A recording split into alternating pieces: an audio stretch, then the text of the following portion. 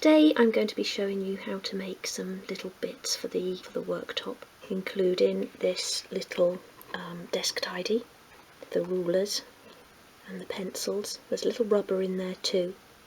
And then just giving you a few ideas of things that you can add to the worktop, such as the cutting mat and the varnish samples, little Postit notes, just to sort of add some lovely details to the area.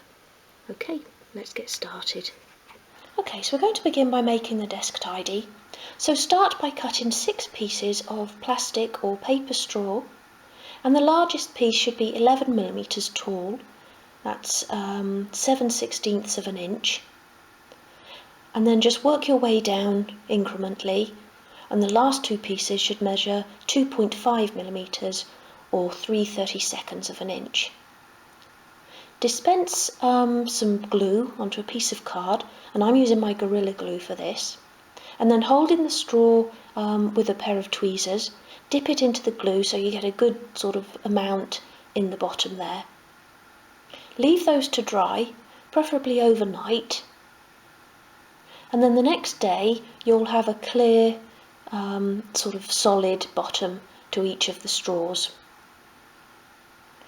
If you're using plastic straw, you'll need a suitable glue to stick those together, and I'm using this Deluxe Materials Speed Epoxy, and that bonds all types of plastic.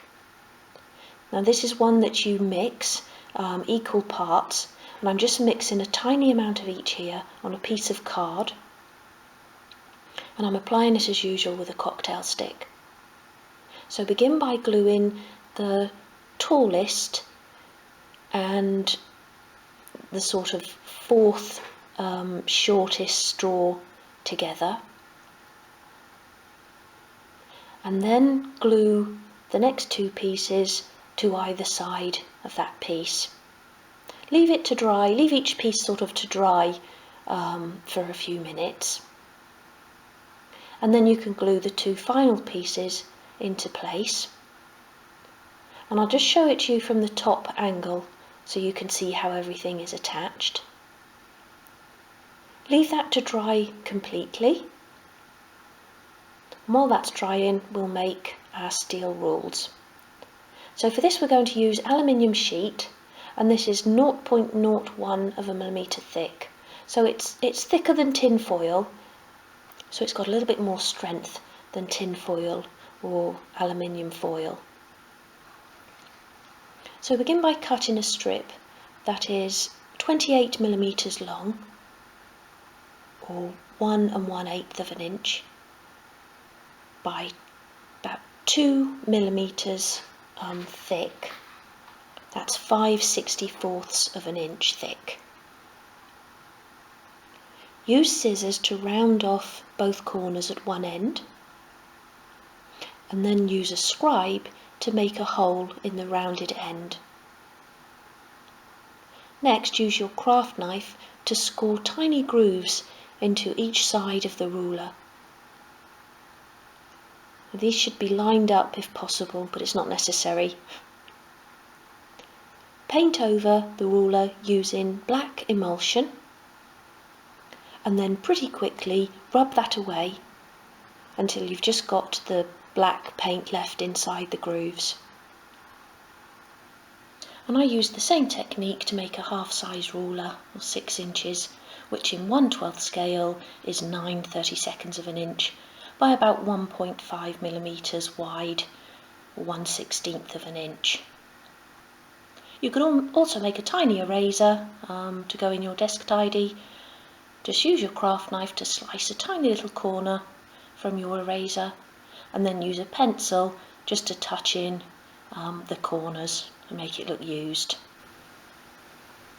Okay, so we're now going to make our pencils, and we're going to use a cocktail stick, but obviously this is too thick, so we're going to use the Dremel to grind this down to be just sort of under 1 millimetre in diameter. So I'll show you how to do that. Begin by cutting off the pointed ends till you sort of get to the straight bit, and it's easier to do that if you sort of roll it along the blade of the knife like that. Get rid So you want to use the smallest bit attachment that comes in the kit. So pop the cocktail stick in first. And that's a nice tight fit there, which is good. Some of the cocktail sticks are a bit narrower, so it'll be a little bit loose when you first put it in. So put that into the Dremel.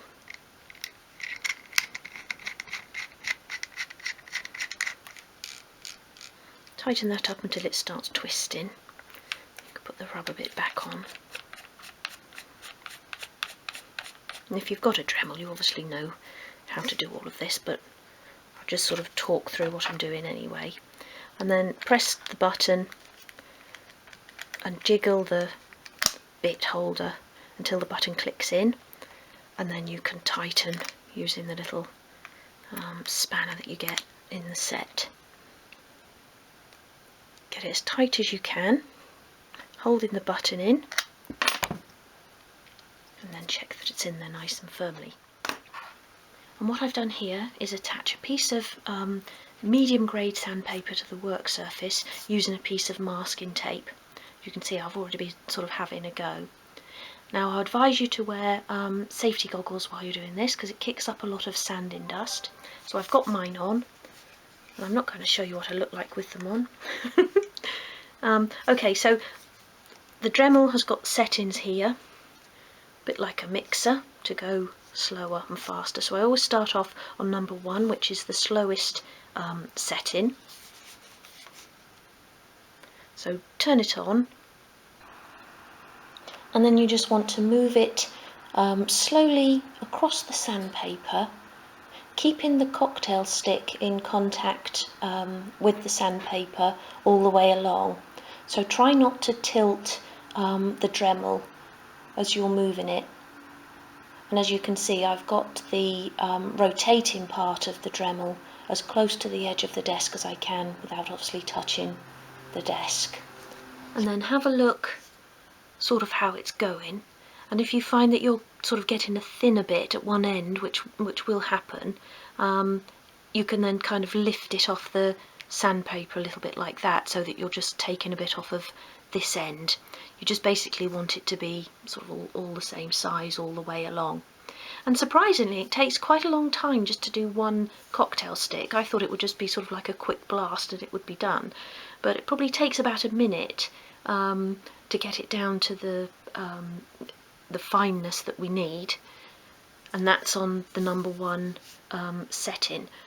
You can turn it up to number 2 just to get it done a little bit quicker, but I wouldn't advise going any higher than that, because then the cocktail stick will just break. Okay, so let's have another go.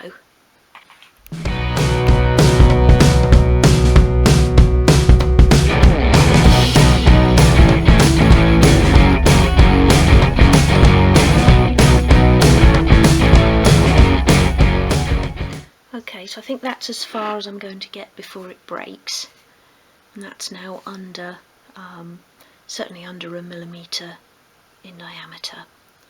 So I've unplugged the Dremel, so I'm now going to remove it.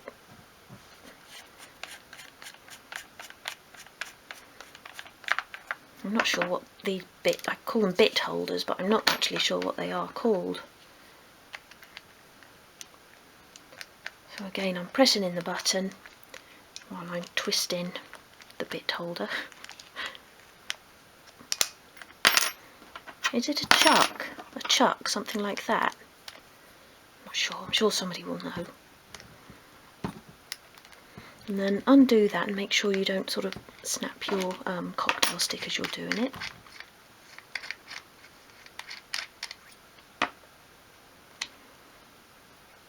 That can then come out.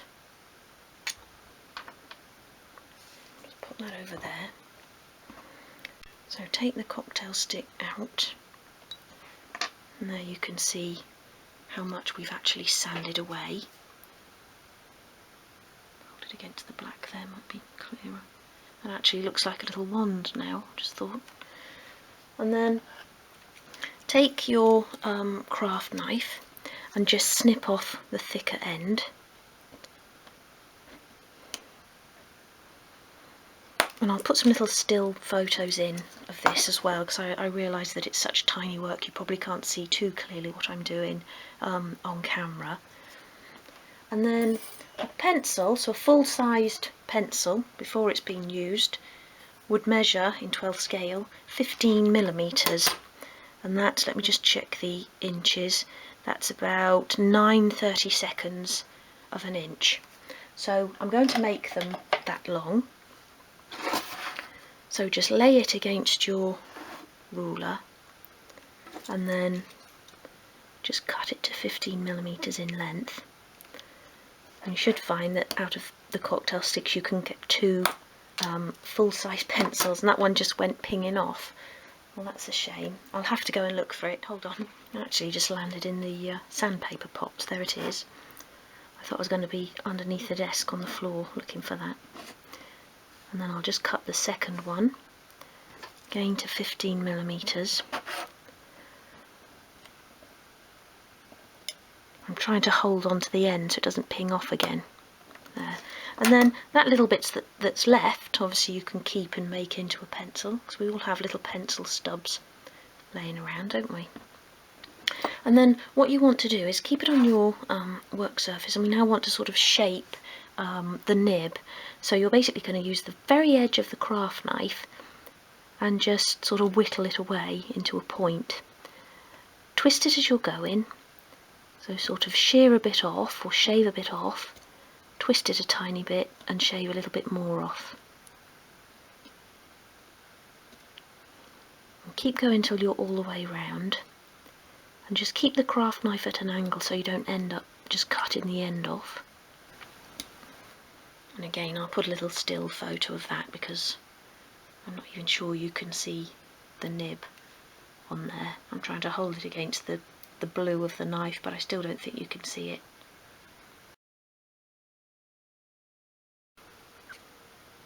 Okay, so once you've shaped all the nibs, what you can actually do is draw on a pencil nib, so just using a pencil, and just colour in the very, very tip.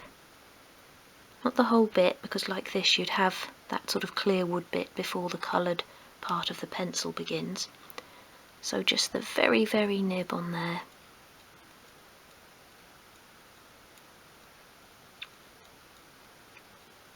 Like that, and again I'll take a still photograph of this.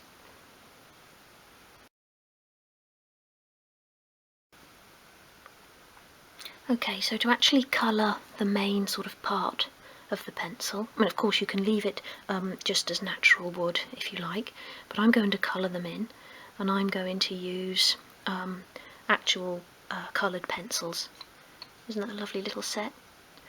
And because we're sort of pinks and colours in there, I think I'm going to use this lovely sort of cerise pink here to colour the pencil. So have it sort of flat on a sheet of paper, and just hold in the very tip with your nail. Let me turn around a little bit there. Just very gently colour it in.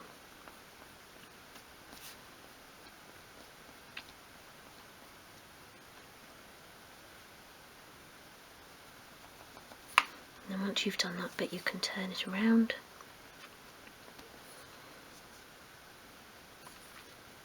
I'm actually sort of doing the bottom half here, and then I can hold on to that and do the top bit, probably a bit easier. Okay, so keep going until you've coloured the whole of the pencil.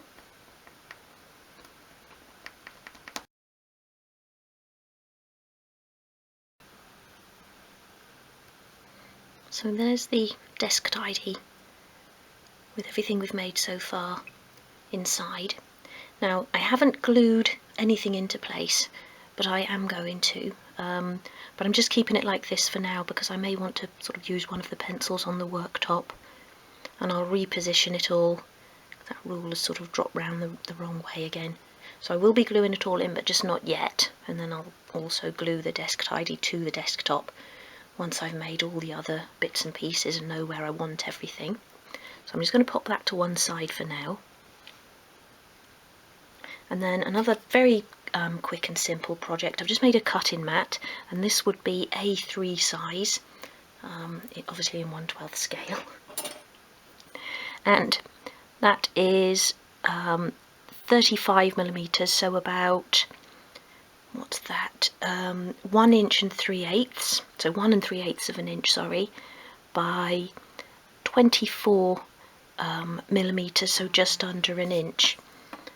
And again, I scaled that down in Photoshop, and I printed 2 of those off, and I've stuck them either side of a piece of thin card, and it just gives it that weight that a real cutting mat would have. And just like my own cutting mat, which I secure to my worktop with masking tape, I'm going to do the same with this.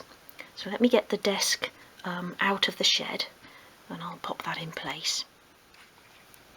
Okay, so I want that to go right in the middle and right up against the edge of the desk, like I have mine. And then we can stand some bits behind it as well. So I'm just going to put a little bit of glue on the underside, just to actually attach it to the desk first. Just a little bit like that. And I sort of want it in the middle of the opening as well. And just by eye, I think that's about right. Press that down.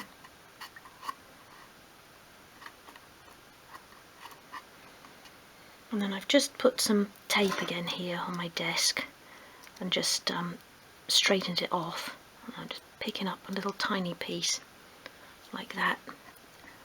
And that's how I do mine, just stick it right over the front of the desk like that and underneath.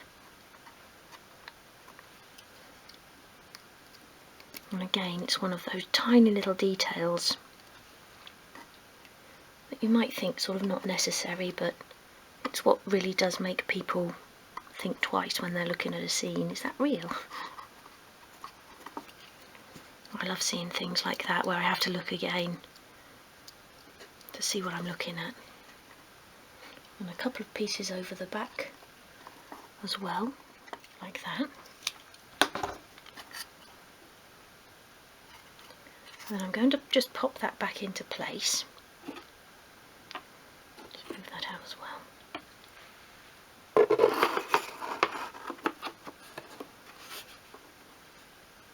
And then just another little thing I did in another little shed I made, and I've got these myself as well, is little varnish sample plaques. So I just sort of cut some pieces of scrap wood and did a little splodge of each coloured varnish on them, just for my own use, so I knew sort of what each colour looked like. So I've cut 3 pieces of 0.8mm thick wood, and I've just cut them 12mm long by 3mm high, so that's ½ an inch by 1/8 of an inch. And then here I've just chosen lots of sort of brown coloured pencils out of my husband's pencil box, and then I'm just going to do a little tiny blob of each one on these plaques like that.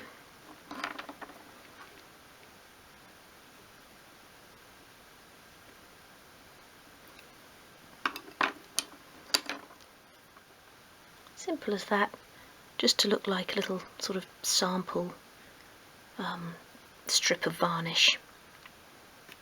So I'm going to do that on all 3, and then we'll glue them into place. Okay, so that's those glued into place there, and I used my tweezers to position those. And then another really lovely little detail is to add Post-it notes. So again, just using the smallest sort of font on your computer, a 2.5 or 3mm, and a sort of script type font or handwriting type font, just print them off, and I actually do put little messages on them, and then again you can just glue those directly to the wall. So I'm just going to pick that one up there, and I've printed off a few of these, but I'm just going to put one into place for now until I've put everything else into position, and then I'll know where I want them. But I'll just put one in for now, and just apply glue to a sort of corner of it, because then you can sort of turn a corner up. I don't know if I can get in there without sort of putting it out of view, but I was just going to sort of stick one down there, a little bit of an angle, and then just use the tweezers just to fold up a little corner of it.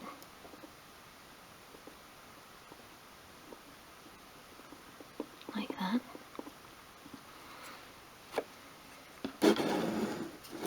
Again, another sort of really simple little idea, but it adds a really lovely little detail.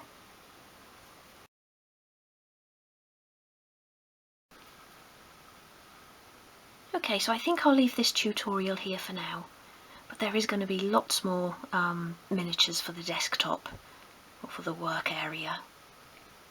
So I hope you've enjoyed this one today. If so, please subscribe, and if you could give the video a thumbs up, that would be appreciated too. And if you enjoy making your own doll's house furniture and miniatures, you might like to have a look at my books. I've published 4 so far, and they're all available to purchase from Amazon, and I'll pop a couple of links below. And for now, thank you for watching, and I hope to see you again soon.